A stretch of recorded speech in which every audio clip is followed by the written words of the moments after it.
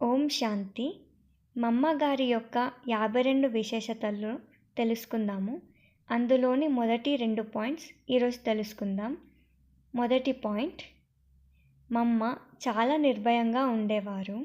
వారు ఎప్పుడూ ఎవరితో భయపడేవారు కాదు. శక్తి స్వరూపిణిగా ఉండేవారు. ఎల్లప్పుడూ యోగనిష్టగా ఉండేవారు. కర్మేంద్రియాలు ఎల్లప్పుడూ తన అధీనంలో ఉండేవి. వారు ఎల్లప్పుడూ తల్లి ప్రేమ యొక్క అనుభూతి చేయించేవారు.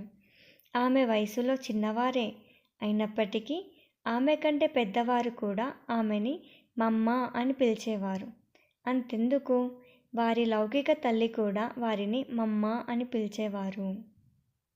రెండవ పాయింట్, మమ్మ ఎప్పుడైతే మురళి చెప్పేవారో అప్పుడు అందరూ ఒక్క మూర్తిలాగా తన్మయత్వం చెందుతూ ఉండేవారు.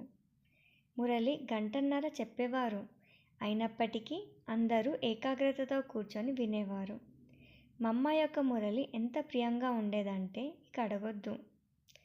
మొత్తం యజ్ఞంలో చూసినట్లయితే మమ్మ చాలా తక్కువగా మాట్లాడేవారు. ఓం శాంతి.